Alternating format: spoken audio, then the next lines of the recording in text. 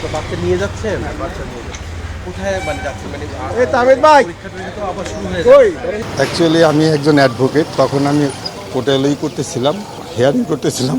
এমন সময়ের কাছে মেসেজ আসে যে আমার এইখানে প্লেন কাস্ট হয়েছে এবং আমার বাচ্চাদের ইসের পরে হচ্ছে।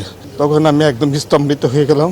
কিছু সময় পরে আবার আর একটা মেসেজ আসে যে আমার মেয়ে বৈশাখী, তার কিছু হয়নি। তখন আমি আস্তে আস্তে করলাম, তারপর ওর সাথে যোগাযোগ করতে পারতেছিলাম না। শেষে ও বললো কি, বাবা আমি নিরাপদে আছি, ভালো আছি, আমার কোনো সমস্যা হয়নি।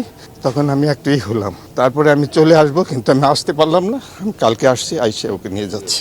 আমি যখন 1:12:59 বাসার থেকে বের হই, তারপরে আপনার আমি যখন মুকুল চত্বর যাই, তখন আপনার এই একটা বিকট আওয়াজ হয়, শব্দ হয়। তারপর আমি দৌড়ায় আসি। এখান থেকে এসে আমি দেখি যে আপনার ওই বিল্ডিংয়ে, উপরে বিল্ডিংয়ে বাড়িকায় আপনার নিচে পড়ছে। নিচে পড়ে আবার মনে করেন গর্তের ভিতরে ঢুকে গেছি।